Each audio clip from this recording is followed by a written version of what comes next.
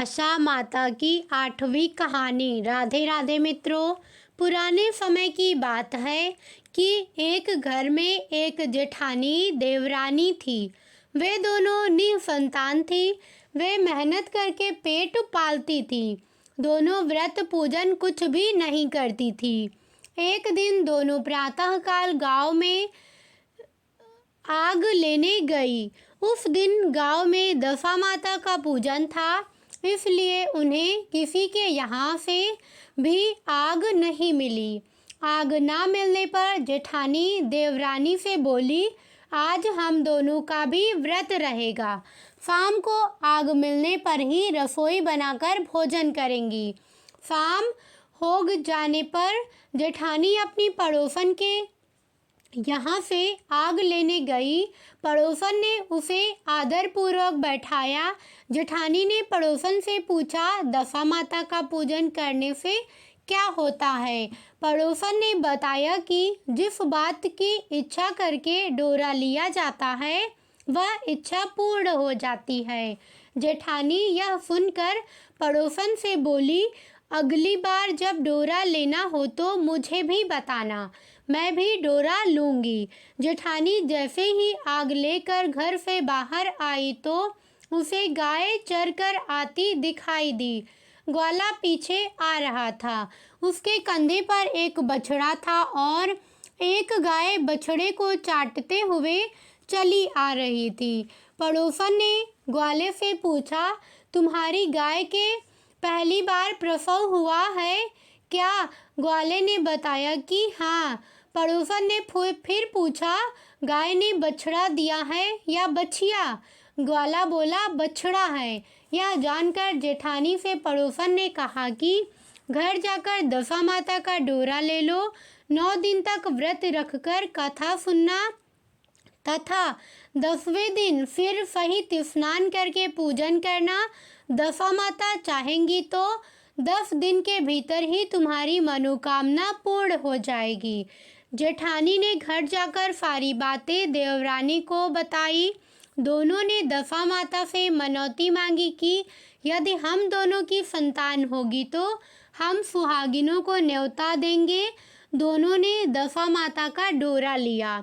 दशा माता की कृपा से डोरे की पूजा से पहले ही दोनों देवरानी जेठानी गर्भवती हो गई। 9 महीने 9 दिन के बाद दोनों के यहाँ 2 लड़कों ने जन्म लिया।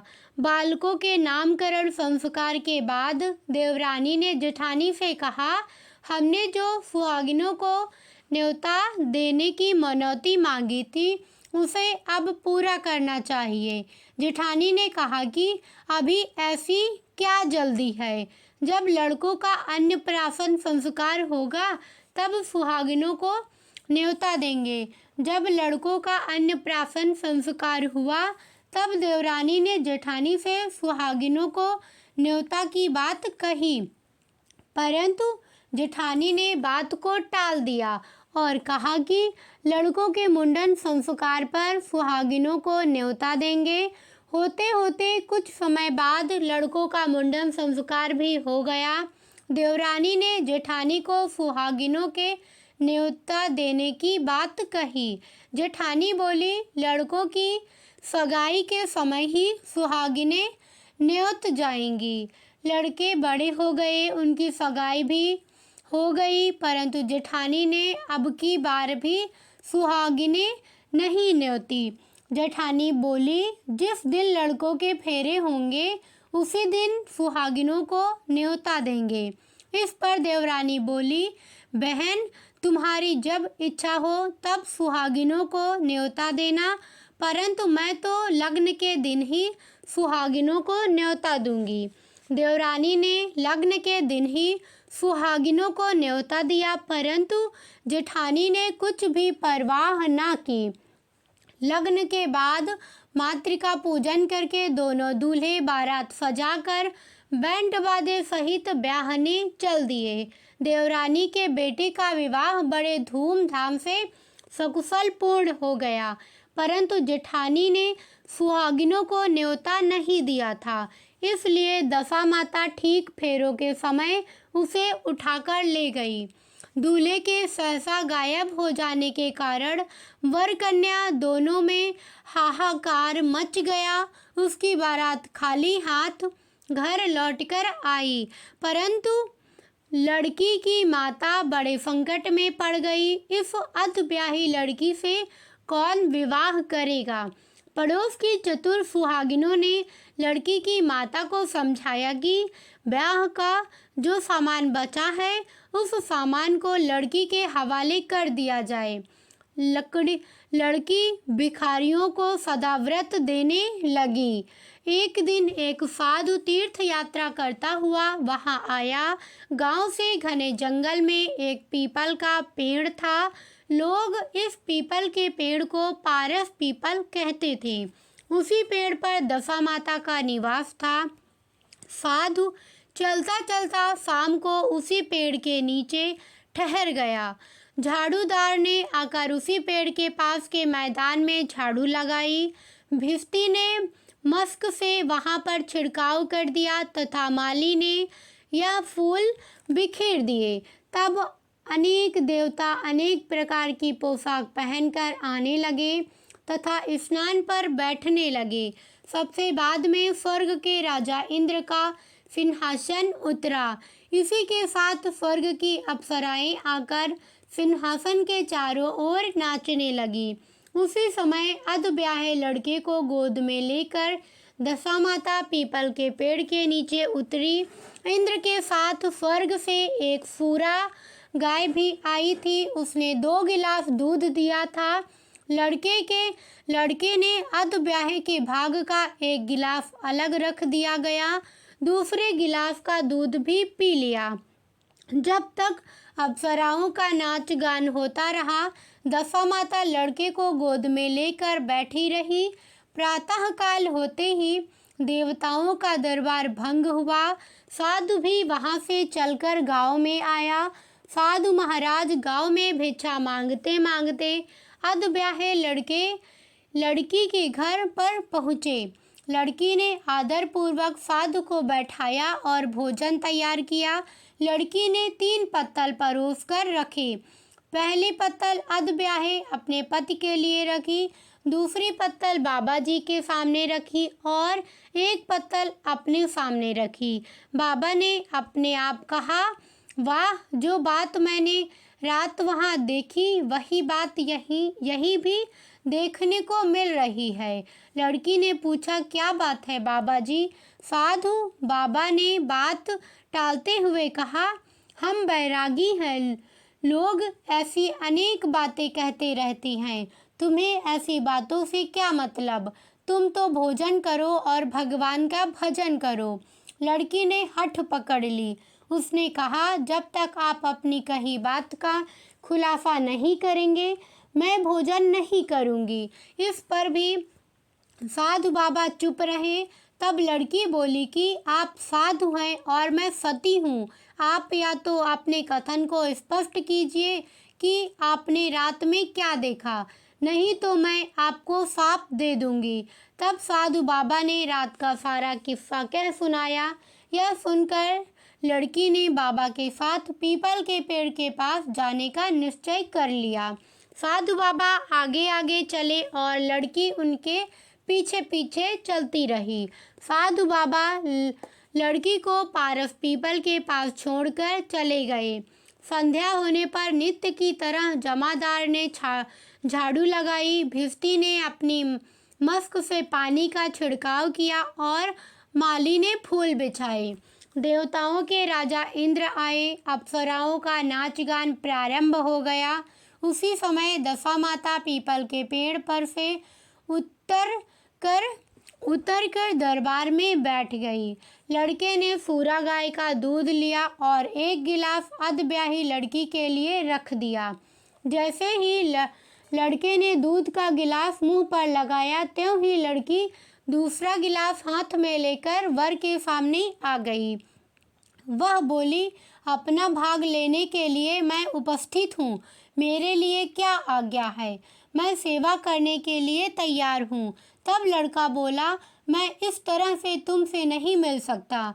मैं दशा माता की सेवा में रहता हूँ। मुझे अभी दरबार में जाकर दशा माता की गोद में बैठना होगा।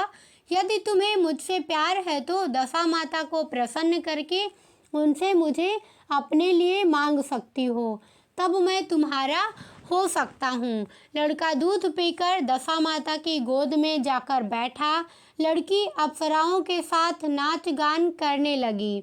जब सवेरा हुआ तो दशा माता ने नई लड़की को बुलाकर पूछा, तुम कौन हो? तुम्हारे नाचने से मैं बहुत प्रसन्न हूँ। जो कुछ मांगना है मांग लो। लड़की ने दशा माता से वचन ले लिया कि मैं जो कुछ मांगूंगी वह आप मुझे प्रदान करेंगी। तथास्तु कहने के बाद लड़की ने दशा माता से अपने पति को पकड़कर कहा, मुझे यही चाहिए। दशा माता ने कहा, तूने मांगा तो बहुत, परंतु मैं वचन दे चुकी हूँ, इसी कारण मैं तेरे पति को तुझे वापस कर देती हूँ। राजा इंद्र ने पूछा कि भगवती, यह सब क्या राज है? मैं इस राज को जानना चाहता हूँ। तब दशा माता ने बताया कि यह लड़का मेरे वरदान से ही प्राप्त हुआ था और इसकी माता ने मनौती मांगी थी कि लड़का पैदा होने पर मैं सुहागिनों को न्योता दूंगी, परंतु उसने अभी तक अपना वचन पूरा नहीं किया। इस कारण मैं इस लड़के को विवाह मंडप से उठा लाई थी। यह लड़की इसकी अधब्याही पत्नी है और पतिव्रता है। पतिव्रता होने के कारण यह देव समाज में बहुत कर मुझसे अपना पति मांग रही है। दशा माता के ऐसे वचन सुनकर इंद्र सहित सब देवताओं ने वर वधू के ऊपर पुष्प की वर्षा की। तब तक साधु बाबा भी वहां पर आ गए। साधु बाबा दूल्हा और दुल्हन को साथ लेकर गांव की ओर चल पड़े।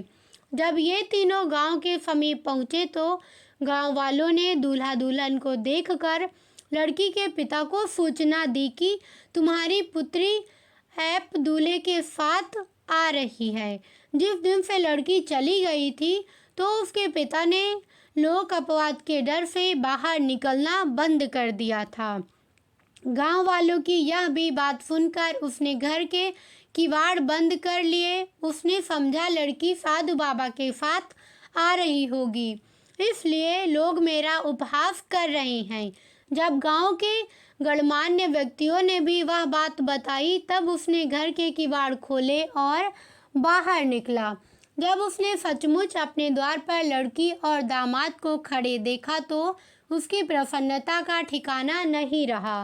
लड़की के पिता ने इस खुशी के मौके पर बहुत दान पुण्य किया और फिर से विवाह की तैयारी की। लड़की ने अपने माता से कहा कि इस तरह से विवाह नहीं होगा। पहले दूल्हे की माता सुहागिनों को न्योता देकर बारात लेकर आए, तब विवाह के नेक पूरे किए जाएं। लड़की के पिता ने लड़के के घर पर खबर भेजी। लड़के की मां ने पहले सुहागिनों को न्योता दिया, तब बारात चली। बड़ी धूमधाम से विवाह हुआ। वर वधू दोनों अपने घर पर आ गए। वधू की खुशी में लड़के की माता ने दोबारा सुहागिनों को न्योता दिया। उसी समय से विवाह के दिन वर के घर पर सुहागिनों का न्योता देने की प्रथा चली आ रही है। दशा माता ने जिस तरह सती की दशा बदली, वैसी वह सभी का कल्याण करे। कैसी लगी वीडियो कमेंट करके बताना। साथ ही वीडियो को लाइक, चैनल को सब्सक्राइब करके कमेंट में हरे कृष्णा लिखना। साथ ही अपने मित्रों संबंधियों के साथ शेयर करना। धन्यवाद।